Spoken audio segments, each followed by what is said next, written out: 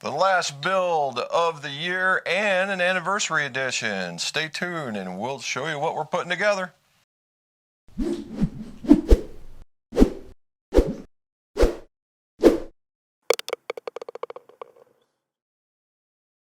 Welcome back to the Mick Golf Shop. Jim McCleary, most award certified club maker, club fitter, where we talk about club repairs, club reviews, and club fittings.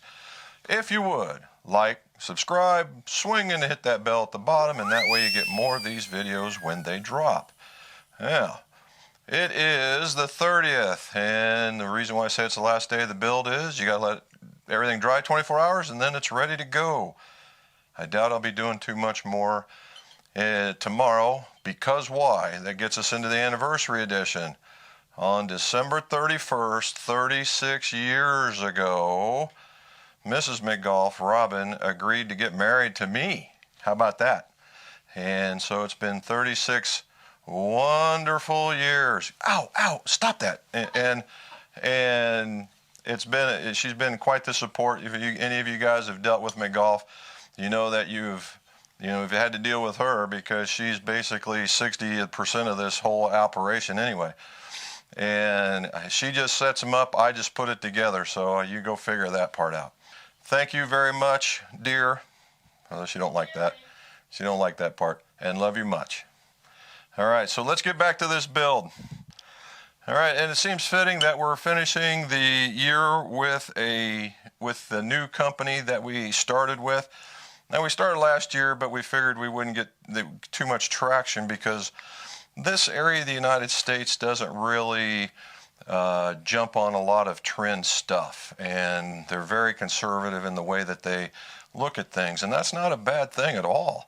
So, New Level, Eric Burt's at New Level, and of course, again, I've known this guy for quite some time, and he's gone through the golf industry in multiple fashions and started New Level. And it took off. He got some accolades to starting off and decided to take on the world in the way of what we call boutique golf. And meaning that was kind of a niche area, right? He's not going to come out swinging with big heavy-duty drivers or anything like that. He started off about the way you should, with some irons, a handful of really good, solid irons and a wedge. And then based on that, then you take your business forward. Well, it turns out he had a pretty good year. And I said, okay, I'm on board, brother. Let's go. And he says, well, what happened the first year? I said, well, nothing's going to happen the first year. Oh, and he kind of looks around a little bit, and I can just see the wheels turn like, why am I messing around with this guy? Well, in the second year, a whole different story. I'd say we've done fairly well with him. And he's also introduced a couple of new irons. And this one is no different. It is the 1126, all right? The 1126. The 1126 is a forged iron, to be sure, and if you look, it has a pretty generous cavity area. It's not super deep. It has its little bitty slot put in there. I don't know how much that slot really will do, because it only appears to be maybe 3/16 of an inch deep. And so I don't know, a whole bunch of flexing when you're talking about forged material, but it gets in there and you get this shape, and then he mills out the back areas of this. So you have a real quality product. Now that's across the board. That's manufacturing across the board. Now, why is the 1126 different than all the rest? Well, Eric New Level aimed their irons at players. And although they had some more forgiving other ones, they were fairly small, and they were good looking, but they were just fairly small. Well, the 1126 answered a lot of questions, or a lot of requests, that Eric was probably getting. So what happened here? Well, it's a little longer from stem to stern, right? From here to here, it's a little longer than the rest of the models. Has the slightly larger cavity to make it a little more forgiving, and it's a little stronger. All right, he's just a degree and a half stronger. So if you get a hold of them correctly, they tend to go pretty well. Now the last part of it is it does have what I would call a medium-low offset. All right, remember we keep talking about the medium-low offset. It's the leading edge of the hosel to the leading edge of the face. All right, maybe this will help. But there is some there. It's not a tremendous amount, and it doesn't make the club look ugly. And I think it's, you know, pretty neat little setup. All right, now what I have here is the 4-iron, and then there is the pitching wedge. Let's put the 4-iron top. So 4-iron, pitching wedge. All right, so they are changing shape. They're not all the same as they're going through there. So well done, Eric. Good job. And Ken hit the crud out of these things, so it wasn't a hard choice whatsoever. And so what did we end up putting in them? There's another one that's been a heck of a performer for us this year, and it is the Accra. All right, the Accra Shaft. In fact, the Accra I-70. Now, the Accra I-70 kind of falls in that regular category-ish, right? But it's a very well-made shaft. It is probably the iSeries is the workhorse of the Accra line, you know, because of its affordability and its performance. And the cool part about this, if you guys ever thought about getting customized, is that you can get these things painted, right? It'll have this same band here, but you can change, like if you wanted this black and lime green or pink and blue, whatever, right? They have those typical, and they have it on their website. So if you ever wanted to see what one might look like, go to the acragolf.com and you'll be able to see that. Finally, what are we going to put on the end so the guy's got a grip? Particularly my favorite, right? My favorite. The Golf Pride MCC4 Plus in standard in green. In green. All right, so it's a less tapered grip, got cord on the back, tacky rubber on the front. So, and it's green. Now, with green, what do we do? Well, Ken's seen a couple of videos, and he says, hey, can you put one of them colored ferrules on there? And I said, yes, I can. Look at that. We're doing pretty good. A little progress of my own in that, you see that? All right, a friend of mine, Rep, Fred, gave me this shirt a year and a half ago, maybe 2 years ago, and I couldn't even put it on. And now it fits. So I'm digging on that. Just keep the progress alive. All right, so it's your traditional build. We're going to, you know, do the spine, the flow, do the weight sorting, which I've done already, and the shafts are 1 gram between each other. The heads are the 7 grams, and the grips are within 1 gram of each other. So that's going to be pretty cool. So what I'm going to do is on this particular one, since it's the last day or last build, is we're going to do just a very fast round robin where you can see me throwing together a few of them from start to stop, and we'll talk about how they came out when we're all done. You know, as I started going away towards the showing you how I was doing it in fast speed, I decided, you know, we've done that plenty of times, so let's talk about it while it's going around, because, you know, maybe you guys have some questions. And if you look, there's a couple of what they call Easter eggs in my assembly process, where we're going to be a couple of clubs that we're coming up for review. So when you go see that, you might want to pay attention when I'm putting them together. Why do we measure golf clubs? Why do we line them like we do? Why do we do anything like that? Well, it's for the balance. You know, everybody's like, oh, you got to have the swing weight, you got to have the swing weight. Well, really, you know, I've said it more than a couple of times. The total weight is far more important than the actual swing weight itself. Now, Ken is from the Gary, Indiana area. He came down that far for a fitting. And he's quite the golfer, right? Quite the golfer. And Ken has had the blessed opportunity to have worked with Bob Toski. And Bob Toski is a world-renowned golf instructor, knows him very, very well, and he shared some stories with me, and I got to see a few videos. It was quite good. Bob Toski has the characteristic smile, and he's still teaching into his 90s. So, you know, hey, that's a pretty cool idea. And so, you know, we go back into the balance, and so we have to have, it doesn't work unless they're very, very, all the parameters are very, very close. meaning that you don't want your shafts very far apart in their weights because they should all be the same unless they're taper tips. And then you have your grips, they should all be the same within a gram or two. I prefer just one, but in the way that the grips are made nowadays, 2 would be an outlier anymore, right? Would be the maximum I would see that you'd want to have a change. And then the heads have to have their progression because of the length. And then the spine and flow, right? This will always be the chicken or the egg thing. It's still 50-50. There's guys that will live and die by it, and there's guys that could care less about it.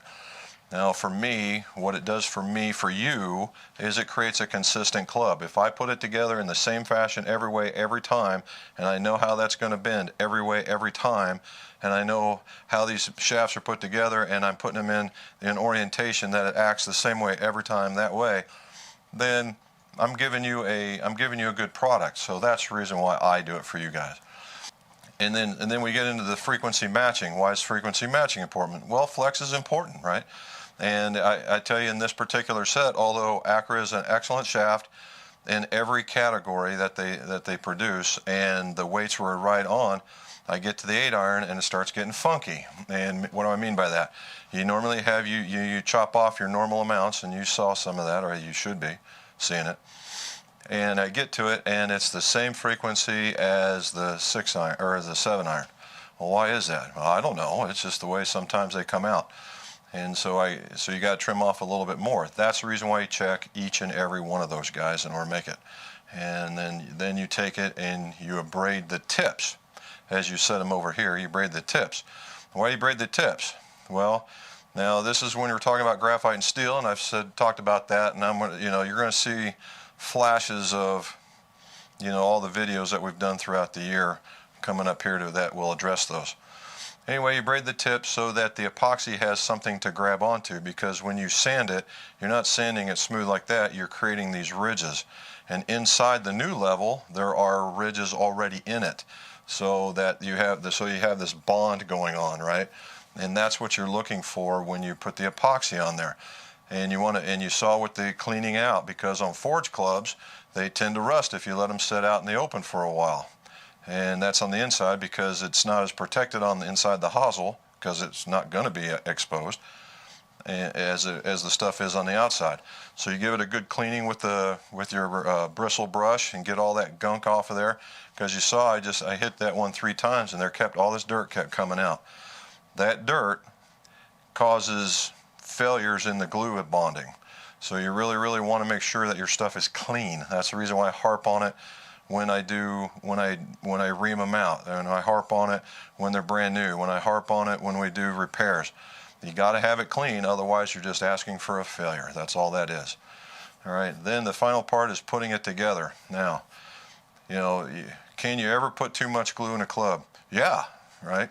Yes, you can. And you saw it squirting out on some of the first ones, and it was getting a feel of how much I could put in there. Now, as long it'll come squirting out, now what you're up to is you're up into cleanup. When you're into cleanup, when you're using these guys, when you're into cleanup, you want it on here, not here. When it gets on here, it gets everywhere. It gets on the heads, it gets on the shafts, and you keep wondering, where's this coming from? Well, it's coming from here. So when you do this, stop what you're doing, go clean your hands, and then start over again and get it on this instead. All right, and then always tap it down. It's always seating, right? It's a mechanical thing, from when I was trained as a mechanic. Always seat everything. So you always seat that bad boy, get it in there, make sure all the glue is wiped off nice and clean, everything is aligned. And then I put the tape do you need the tape? No. Why do I use the tape? Well, it's to prevent Farrell creep, right? Because you have that little exothermic reaction can push up, and you ever get those ever so slight openings, and that just kills me. I can't stand those. And so I use the tape to prevent that. So we go with 0 usage. So that's the reason why we're doing what we're doing, and hopefully you'll learn a little bit more about that. Again, if you got any questions about this kind of stuff, put them in the show notes. It makes for really great content so we can share it with everybody else. Now, we're going to let them dry, and we're going to talk about the finishing process, and we're going to talk about the gripping, and then we'll be done. Well, happy New Year's Eve. It's a little past 7 in the morning, and it is time to finish these clubs so I can say this was my last build for 2019. And as always, it's good to go. And give it the toss, we're good to go there. All right, so it's Farrell finishing time, right? Now, up here, there's going to be plenty of video for Farrell finishing. And again, as we go through just the basics of it again, last one is that I put tape at the bottom so that the belt will not bang into it and make a cut on it. Now, and to even further minimize that damage, I use a felt belt. You can use a cloth belt which could crease it, and certainly you would need one of these on here for sure. And for steel, it's not so much, but it's just a habit, so I do it. So we got ourselves a little shoulder. All right, and we're going to get rid of it.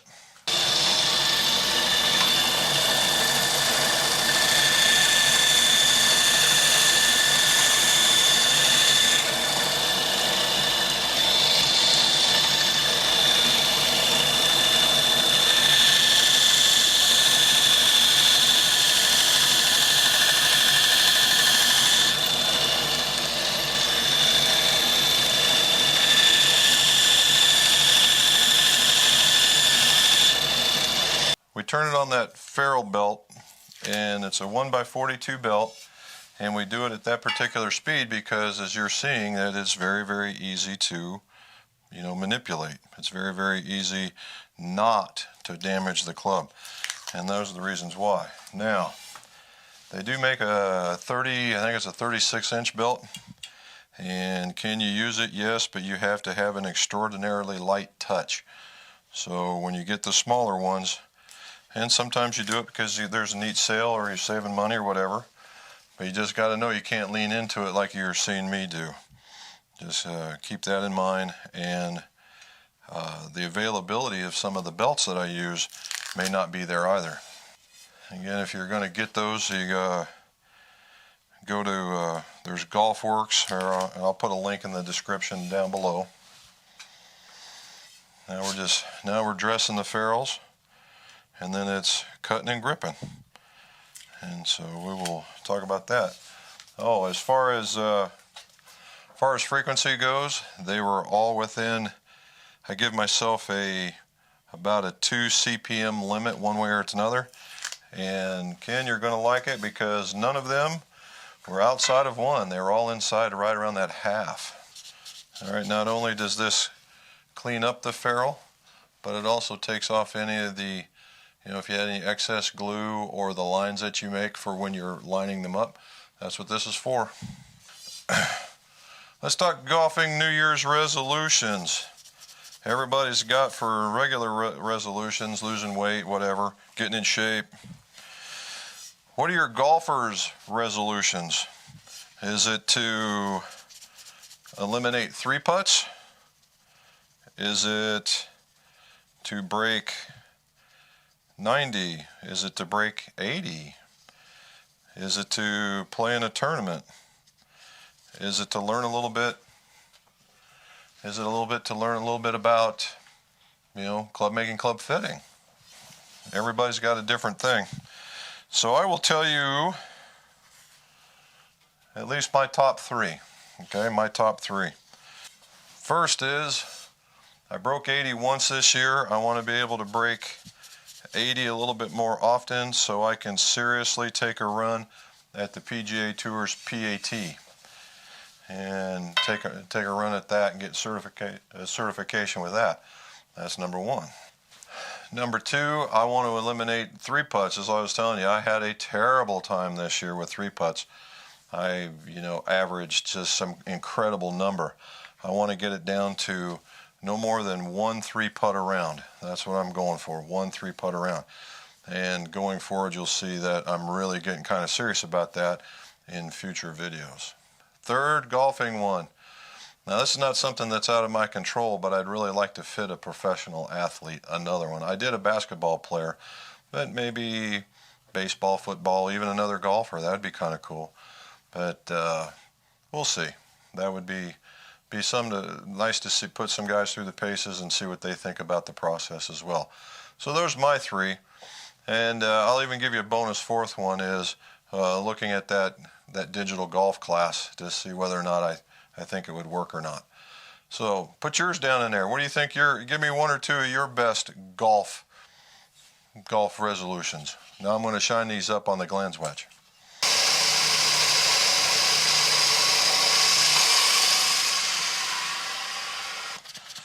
All right, let's see how these guys turn out.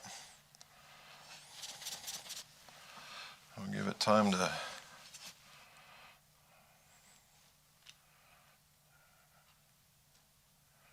we go. Sneak that in there a little bit closer. Not bad, huh? Not bad at all. Like I know they're turning out. No black lines on the bottom, no black lines on the top. Nice even shine. Nice even shine. I'm going to cut these things and I'm going to put grips on them, and we're going to get ready for tell Ken that they're all done. So you saw it was basically a review of what we've done all year long about how we put a quality set of clubs together. It's real easy when you have quality heads and quality components, quality shafts, quality grips. So it makes for an easier build. The important part is that the fitting is what resulted in the choice, right? Putting a piece of glue on a stick and putting it in a hole doesn't take a whole lot. It's when you're doing all the rest of it that does. The balancing, the matching, the finishing that really makes it look good, because you want it looking good in the bag, right? And that's what this is all about. So, again, I want you guys to have a happy and safe New Year's while you're out there. I'll be working late at night, so I'll be watching you guys, and let's see your scores go low.